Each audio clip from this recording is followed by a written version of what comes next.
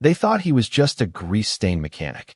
But they had no idea they were laughing at the man who built the engine they couldn't fix. And in less than 10 minutes, that laughter would cost them their pride. Because in a $2 million garage filled with polished chrome, glass walls, and engineers wearing tailored suits, Daniel Carter stood out for all the wrong reasons. His faded denim jacket, oil-streaked hands, and worn boots marking him as someone who didn't belong.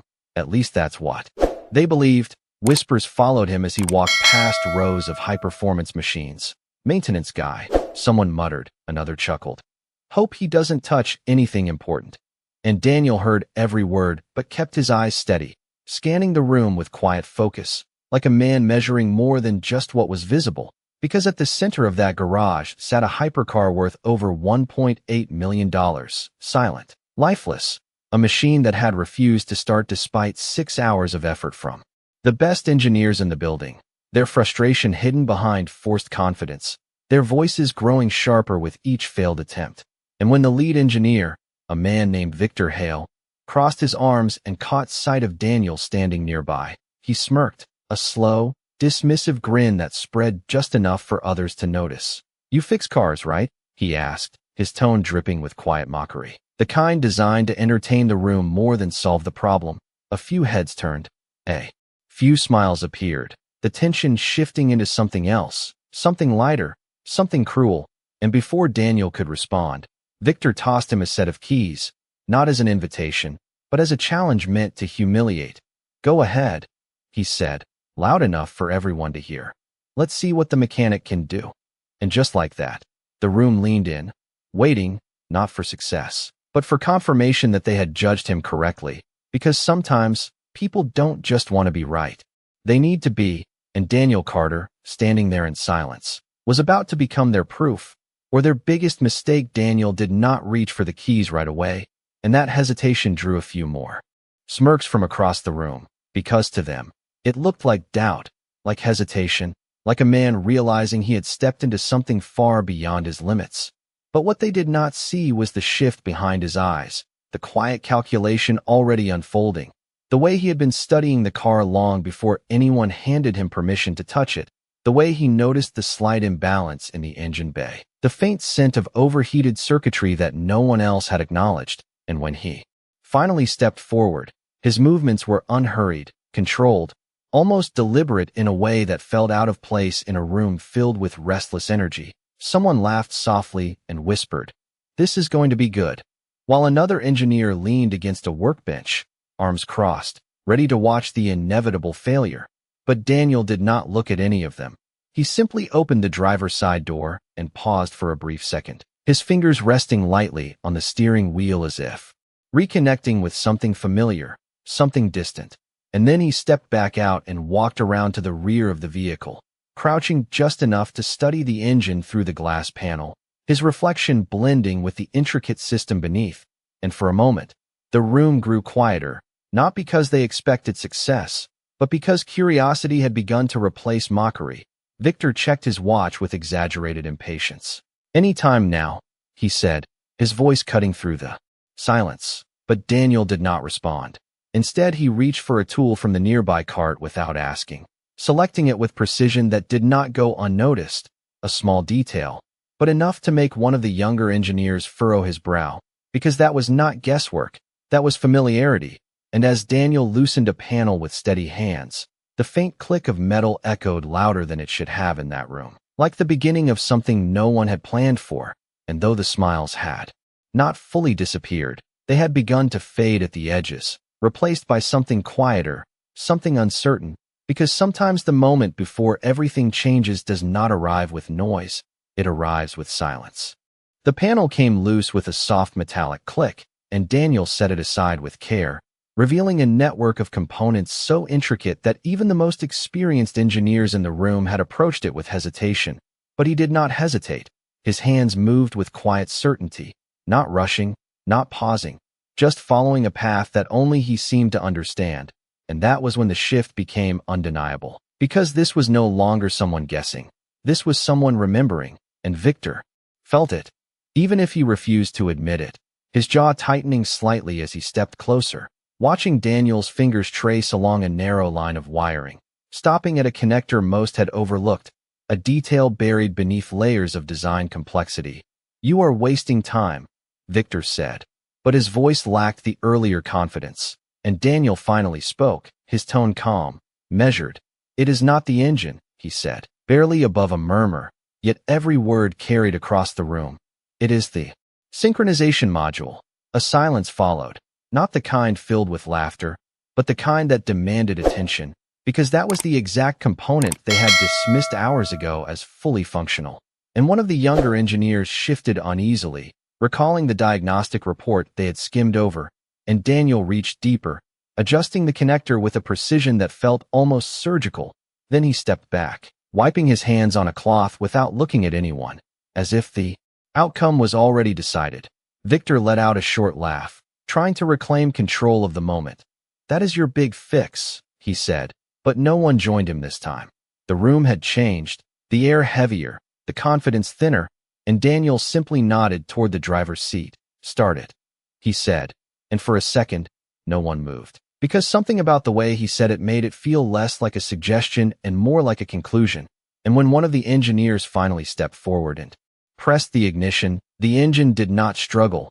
It did not hesitate. It came alive instantly, smooth, controlled, perfect, and the sound filled the space like a quiet verdict. And just like that, the room went completely silent. No one spoke at first, not even Victor, whose confident posture had slowly unraveled into something rigid and uncertain as the engine purred with flawless precision, the kind of smooth, controlled power that could not be faked, could not be guessed, and certainly could not be fixed by accident. And yet there it was, undeniable, filling the garage with a low, steady hum that seemed to echo louder than any words ever could. And Daniel did not celebrate. He did not even look up. He simply picked up the panel he had removed earlier and placed it back with the same quiet care, as if restoring order mattered more than proving a point. And that was what unsettled them the most. Not just that he had solved the problem, but that he had done it without hesitation, without explanation, without needing their approval. One of the younger engineers finally stepped closer to the car, running another diagnostic check with trembling hands, his screen confirming what they were all beginning to realize. Every system was now aligned, every metric within optimal range, the error that had consumed their entire day gone as if it had never existed. And a whisper broke through the silence. "That is not possible." But no one challenged it, because they had just witnessed it. Victor cleared his throat, attempting to regain control. "Lucky guess," he said, though even he did not sound convinced. And Daniel paused for the first time, turning slightly, his eyes meeting Victor's for just a second, calm, steady, not defensive, not proud, just certain. And that look lingered longer than any argument could have, because it carried something deeper than skill. It carried history. And then it came, subtle at first, a vibration from a phone on the workbench, followed by a ringtone that cut clean through the tension. One of the senior engineers glanced at the screen and froze, his expression shifting in a way that drew attention without a word. He answered slowly, listening, his eyes flicking between Daniel and the car, and whatever he heard on the other end drained the last trace of doubt from his face. "Yes," he said quietly, "he is here." And the room leaned in again, not with mockery this time, but with something far more powerful, realization. Because sometimes the truth does not arrive with an announcement. It arrives in pieces, and in that moment, they were finally beginning to understand exactly who had been standing in front of them all along. The man holding the phone did not lower it right away, his eyes still fixed on Daniel as if trying to reconcile what he had just heard with the person standing in front of him. Grease-stained hands, worn jacket, silent presence. None of it matched the voice on the other end of the call, and when he finally spoke again, his tone had changed completely, stripped of doubt, replaced by something close to disbelief. "Understood," he said quietly before ending the call, and for a moment, he just stood there, the weight of that conversation settling over him, before turning slowly toward Victor, who was already watching, waiting, expecting an explanation that would restore control, but it did not come the way he wanted. "That was headquarters," the engineer said, his voice steady but low. "They confirmed the design signature on this engine." A pause followed, long enough for the room to feel it, and then he added, "It matches Daniel Carter." And just like that, The silence deepened into something almost tangible, because now it was no longer about a lucky fix or a misunderstood mechanic. It was about a reality none of them had considered. Victor's expression shifted, the confidence finally cracking ass. He looked back at Daniel, really looked this time, searching for something he had missed, something obvious in hindsight but invisible just minutes ago. "That is not possible," he said under his breath, but the words carried less conviction than before, because everything in front of him was proving otherwise, and Daniel did not react to the revelation. He simply continued tightening the last panel into place, his focus unchanged, as if none of this surprised him, as if he had already accepted their reaction before it even happened, and that quiet certainty made it worse, made every earlier word, every laugh, every dismissive glance echo louder in their minds. One of the younger engineers took a step back, shaking his head slightly. "You built this system," he said, not as a question, but as a realization, and Daniel finally stood upright, wiping his hands slowly, meeting their eyes without challenge, without pride, just calm acknowledgement. And in that moment, no one in that room felt comfortable speaking, because the man they had reduced to a joke was now the most important person standing there. And they all knew it. Victor tried to speak, but the words did not come out the way he intended, his usual authority slipping into something strained, uncertain. "If that is true," he began, then stopped, because even forming the sentence felt like admitting something he was not ready to accept, and Daniel watched him without interruption, his expression unchanged, steady in a way that made excuses feel meaningless. The room still wrapped in that heavy silence where every person was replaying the last 10 minutes in their mind, every laugh now sharper, every dismissive glance harder to ignore, and one of the senior engineers finally stepped forward, clearing his throat. "Why are you here?" he asked, not accusing, not defensive, just genuinely confused, because nothing about this situation made sense to them anymore. A man who designed a system this complex should not be standing in a corner of a garage wearing worn boots and fixing problems no one else could solve. And Daniel took a slow breath before answering, his voice calm, unhurried.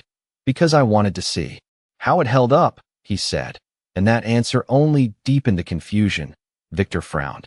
"You could have said something," he replied, the edge in his tone returning, though weaker now, as if trying to reclaim ground that had already been lost, and Daniel shook his head slightly, not dismissive, just certain. "It would not have changed anything," he said, and that landed harder than any accusation could have, because everyone in that room knew exactly what he meant. They had already made their decision about him before he ever touched the car, and no title, no introduction, no explanation would have stopped that. The judgment had come first, and it had been immediate, and for the first time, Victor looked away, his gaze shifting toward the car, then the floor, anywhere but Daniel, because standing there now, the truth was unavoidable. Respect had not been withheld because of lack of skill, it had been withheld because of assumption, and Daniel reached for his jacket, lifting it from the workbench as if the moment had already passed for him, as if he had nothing left to prove. And that quiet exit unsettled them even more than his presence had, because it meant the lesson had never been about the engine at all. It had been about them, and they were only just beginning to understand it. Daniel had already turned halfway toward the exit when the sound of hurried footsteps broke through the stillness behind him, and for a moment, no one spoke, as if they were all waiting to see who would say something first, who would step forward and face what had just happened. And it was not Victor, not the man who had led the laughter, but the youngest engineer in the room, the one who had noticed the small details earlier, the one whose confidence had quietly unraveled as understanding took its place. "Wait," he called out, his voice not loud, but enough to stop Daniel mid-step, and Daniel paused, not turning immediately, just standing there as if deciding whether the moment was worth extending. And when he finally looked back, the room felt different, no longer divided by status or titles, but unified by something heavier, something closer to realization. The young engineer hesitated, then spoke again. "You saw the issue right away," he said, not as praise, but as fact. "None of us did." And that admission carried more weight than any apology could have, because it was honest, stripped of ego, and Daniel held his gaze for a second before responding. "You were looking at the system," he said calmly. I was listening to it. And that simple distinction landed quietly but deeply, because it revealed not just skill, but perspective, something that could not be taught in manuals or measured in credentials. And behind them, Victor shifted uncomfortably, his silence now louder than his earlier confidence, because every second Daniel remained in that room made the contrast clearer, and the younger engineer nodded slowly, absorbing the words, while others exchanged glances that no longer carried judgment, but reflection, and Daniel adjusted his jacket, his movements steady, unhurried, as if the moment had already given everything it needed to give, and without another word, he turned again and walked toward the exit, his footsteps soft against the polished floor, but each one echoing louder than before, because this time, no one laughed, no one whispered, no one dared to reduce him to anything less than what he was. And as the door closed behind him, the room remained silent, not from shock anymore, but from understanding, the kind that arrives too late to change what has already been said, but just in time to change what will never be said again. The door had barely settled into its frame when the sound of the engine still running in the center of the garage reminded everyone that this was real, not a moment they could dismiss or reinterpret. And one by one, the engineers began to move again, not with their earlier confidence, but with a quiet hesitation, as if the entire space had shifted beneath them.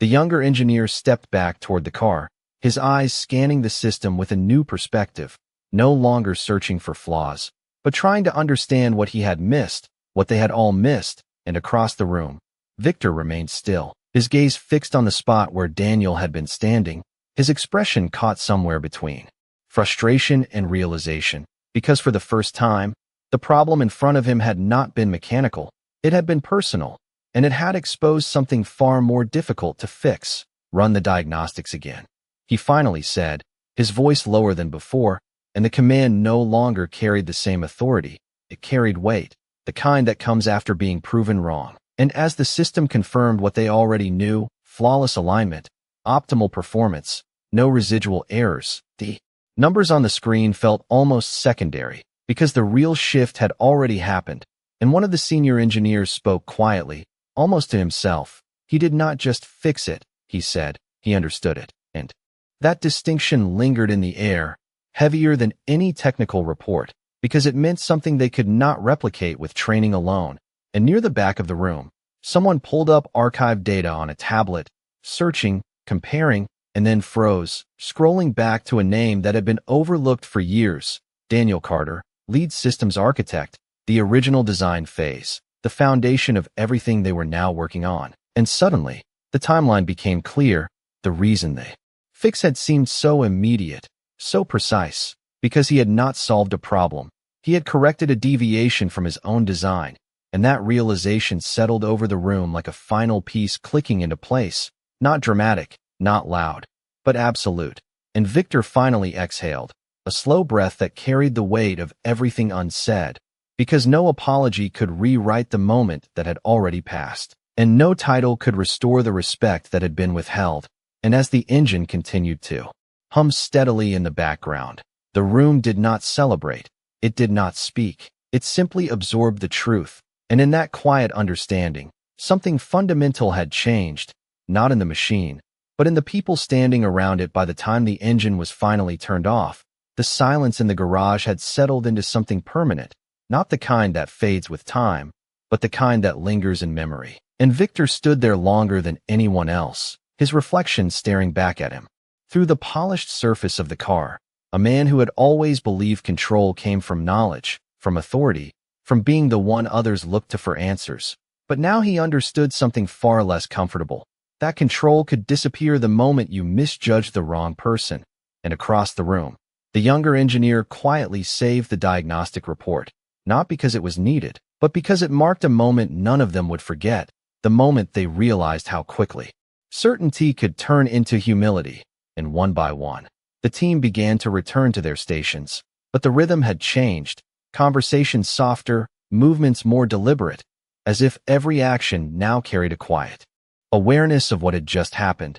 And Victor finally walked toward the workbench where Daniel had stood, his hand resting briefly on the tools that had been used, simple tools, nothing extraordinary, and yet in the right hands, They had accomplished what expertise alone could not. And that thought stayed with him longer than anything else, because it forced him to confront something deeper than a technical failure. It forced him to confront the way he saw people, the assumptions he made. Without question, the respect he gave only when it was presented in a way he recognized, and outside, beyond the glass walls. The afternoon lights stretched across the parking lot, where Daniel's old truck sat quietly, unchanged, unnoticed by most, and somewhere down the road, Daniel was already gone, not waiting for acknowledgement, not expecting recognition, because he had never come there for either. He had come to see if the machine still held up, and it did, just as he designed it to. And as Victor stepped back, the realization settled fully, not as a sudden shock, but as a steady truth, that the most important person in the room is not always the one who looks the part. And sometimes, by the time you recognize their value,